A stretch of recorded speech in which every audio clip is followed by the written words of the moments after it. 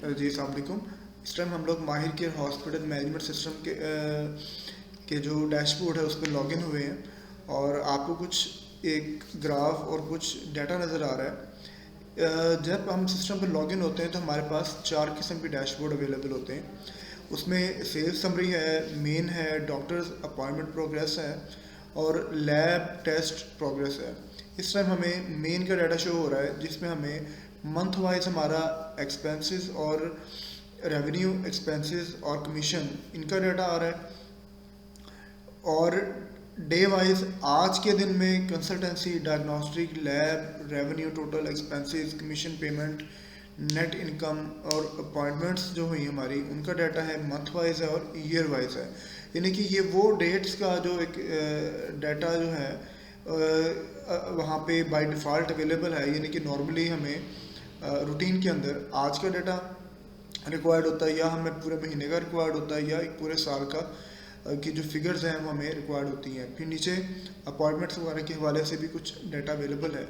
जहाँ पे कोई डॉक्टर की अपॉइंटमेंट है तो पूरे महीने में, पूरे वीक के अंदर जो भी आपकी अपॉइंटमेंट्स होंगी उनका डाटा वहाँ डॉक्टर वाइज आ जाएगा।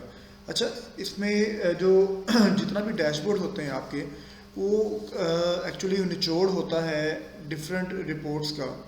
तो हम लोग रिपोर्ट्स को स्टडी करते हैं और सबसे ज़्यादा जो सॉलिड डिपार्टमेंट है रिपोर्ट्स का होता है, सबसे ज़्यादा वर्किंग भी रिपोर्ट पे की जाती है क्योंकि आपका पूरे बिजनेस का जो आउटपुट है आपको वहीं से मिलता है।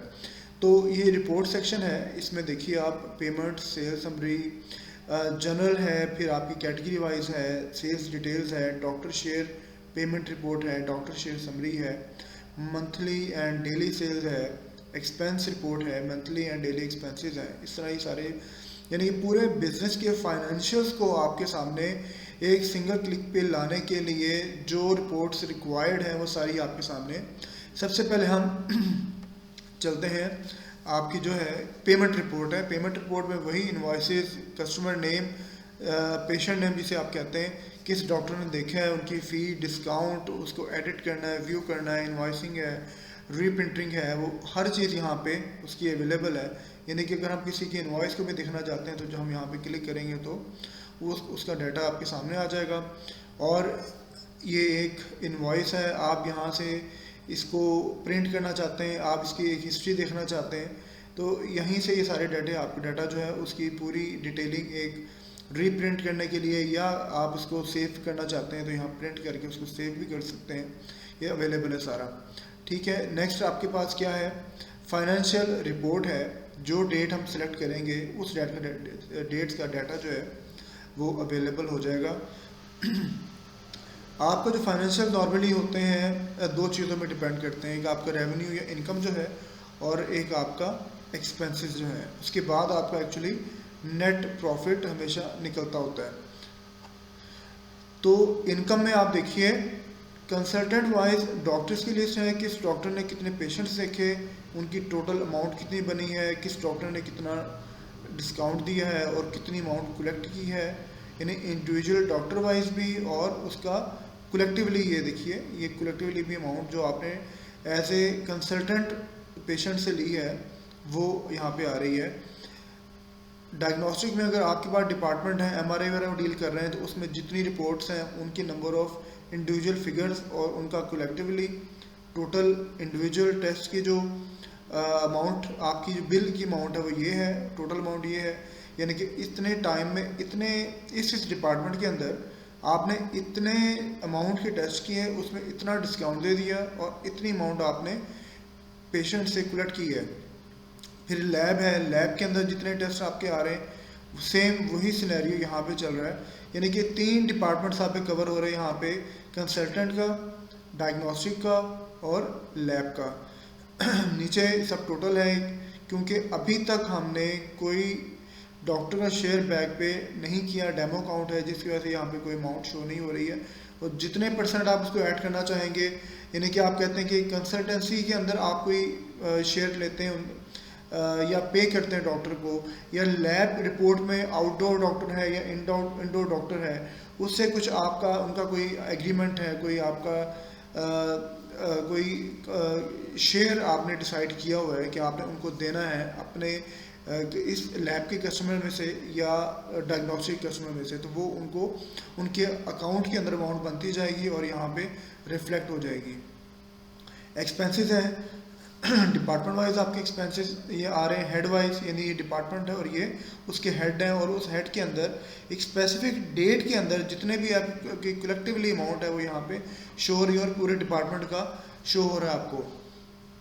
MRI का डाटा आपको सामने आ गया सारा ये, और टोटल एक्सपेंसेस का डाटा भी आपके सामने आ गया है। डॉक्टर शेयर पेमेंट है, अगर आपने कोई पेमेंट की है किसी डॉक्टर को इस डेट से इस डेट तक का जो आपने शेयर पे किया है, किस डेट को पे किया है, इस टाइम पे इस दिन आपने एंट्री की है, और डॉक्टर नेम क्या है, एक डमी फ्लैट हमने डॉक्टर एंटर किया हुआ है, 500 रुपये आपने पे किया है। ये जो सारा फाइनेंशियल हम देख रहे हैं इनकी एक छोटी सी समरी राइट साइड पे भी आ रही है, यानी कि कलेक्टिवली आप एक शॉर्ट विंडो में सारी चीज़ें जो हैं वो आप देख सकते हैं बड़ी ब्रीफली, और एक बड़े कॉमन वर्ड्स के अंदर चीज़ों को हैंडल किया गया है, यानी कि एक अकाउंट्स नॉन अकाउंट्स का बंदा भी जो है वो इसको इजीली हैंडल कर सकता है।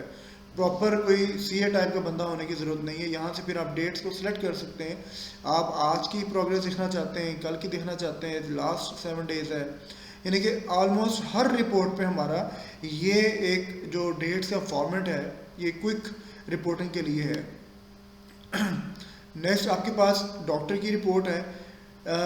डॉक्टर की रिपोर्ट ये देखिए, फॉर एग्जांपल एक डॉक्टर है, ये इसने इस डेट से इस डेट तक किस किस कैटेगरी के अंदर कितनी उसने वर्किंग की है, यानी कि अगर तो उसने सिर्फ डायग्नोस्टिक रिकमेंड किया है या रेफ़र किया है, लैब रेफ़र किया है, तो कितनी अमाउंट, कितना डिस्काउंट, ये सारा कलेक्टिवली उसकी अमाउंट यहाँ पे आ जाएगी।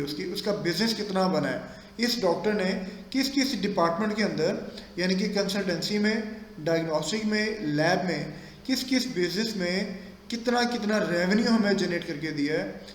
ये देखिए, ये सारा इसका थ्रू आउट जो है ये इनका चल रहा है, डिफरेंट टेस्ट के अंदर ये इसकी वर्किंग की चल रही है, क्योंकि यहाँ पे अभी कोई एंट्री कंसल्टेंट के अंदर सेव नहीं है, जिसकी वजह से कंसल्टेंट वाला खाना जो खाली है। अदरवाइज़ उसमें भी अगर कोई एंट्री हुई तो यहाँ पे वो उसकी विजिबिलिटी हम देखते हैं कि शायद यहाँ पे कुछ हमें चीज़ मिल जाए।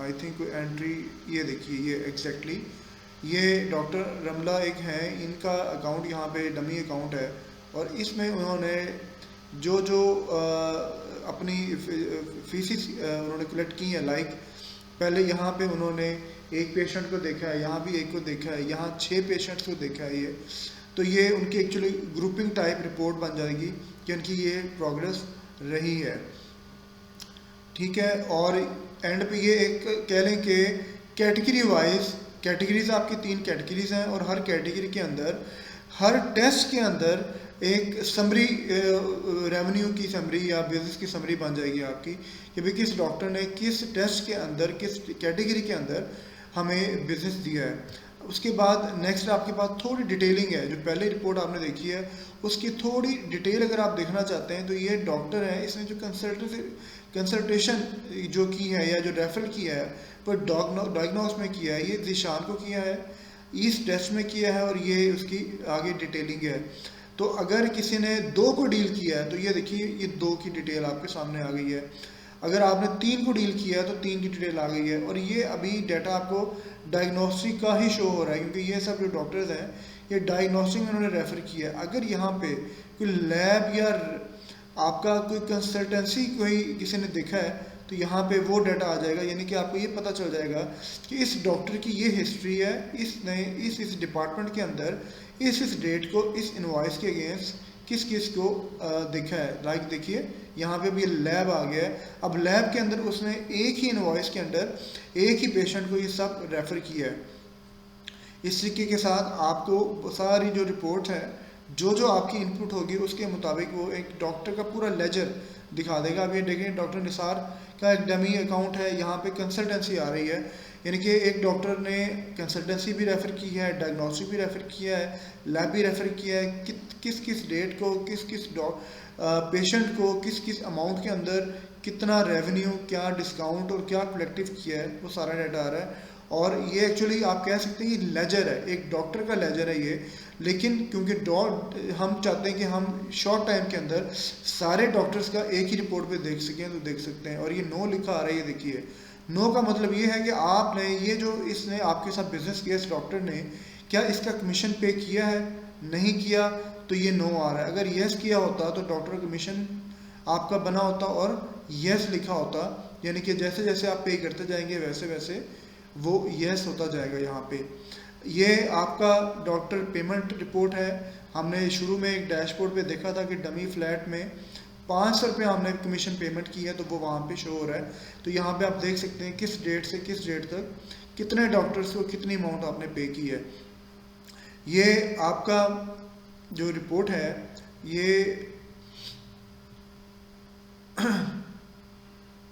ये पेशेंट्स डॉक्टर जो एक रेफरल आपका होता है, यानी कि आप इसको आप ये कह लें कि डॉक्टर्स का स्टेटस है ये एक्चुअली आपका। अगर हम लोग इसको टेक्निकली देखें कि एक डॉक्टर, यानी कि एक आपका जो डॉक्टर है